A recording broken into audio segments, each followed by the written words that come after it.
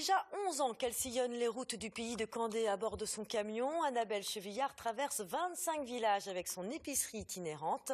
Baptisée Carvrac, plus de 300 produits sont à vendre pour la plupart locaux. Un service de proximité en milieu rural qui, depuis le début de la pandémie, séduit de plus en plus les clients. C'est notre rubrique Vous avez la parole avec Jérémy Armand, Éric Aubron et Éric Bellamy.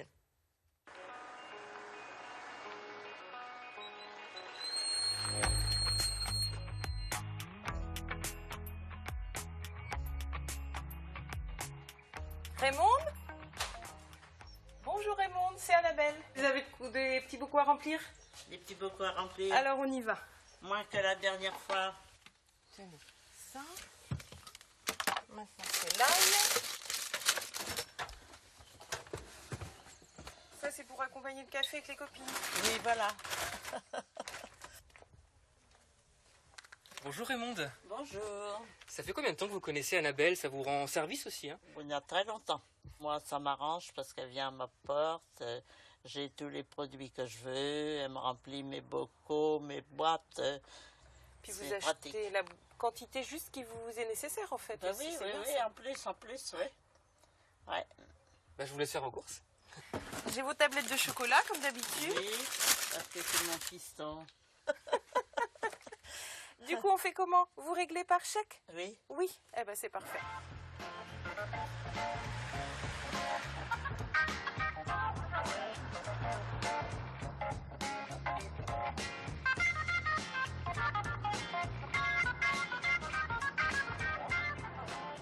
Annabelle, vous les connaissez par cœur, ces routes. Vous sillonnez le pays de Candé depuis 11 ans au volant de votre épicerie itinérante. Qu'est-ce qui vous plaît dans cette activité? Je crois que la première chose, c'est le service de proximité, aller vers les gens, être actrice de mon territoire et puis en même temps pouvoir amener des produits locaux avec des circuits courts, sans emballage, proposer aux gens d'acheter que la quantité dont ils ont besoin.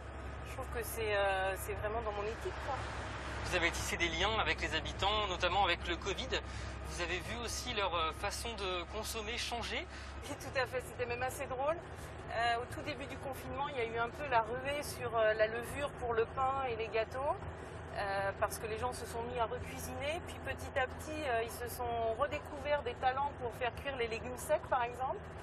Et puis sur la fin, quand ils commençaient à en avoir un petit peu marre des confinements, on a senti une envolée sur la pâtisserie. Ils ont été reconnaissants du service qu'on leur a apporté et ils sont restés fidèles. Vous faites donc des livraisons et aussi vous vous arrêtez sur les places des bourgs. Oui. Justement, là, on va sur une place. Oui, c'est ça.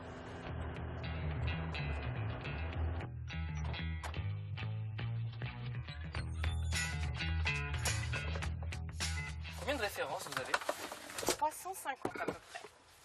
Donc tous les petits recoins du camion sont utilisés.